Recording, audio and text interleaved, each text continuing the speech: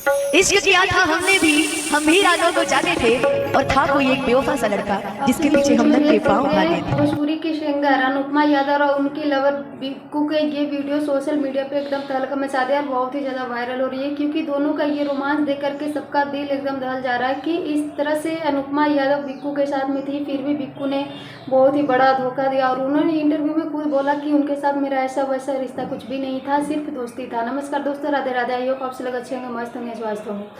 अनुपमा यादव जब भी इंटरव्यू देती है तो बिक्कू के बारे में बोल करके बहुत ही ज़्यादा रोती है और बोलती है कि मैंने जो भी किया बहुत ही ज़्यादा दिल से किया, लेकिन उन्होंने मुझे बहुत सिर्फ पवन जी की वजह से, पवन सिंह के जो कि पवन सिंह मेरे गुरु हैं, और उनको उनके साथ में ऐसा वैसा मेरा रिश्ता कुछ भी नहीं था, लेकिन बिक्कू ने मुझे कभी भी सपोर्ट नहीं किया और मुझे बहुत ही ज़्यादा नीचा दिखाया और सबके सामने मुझे धोखा दिया। और अभी देख सकते हैं कि दोनों के ये वीडियो सोशल मीडिया पे बहुत ही ज़्यादा वायरल हो रही है। वैसे ये इस वीडियो के देखने के बाद आप सभी अपना राय जरूर दीजिएगा। Thank you, love you.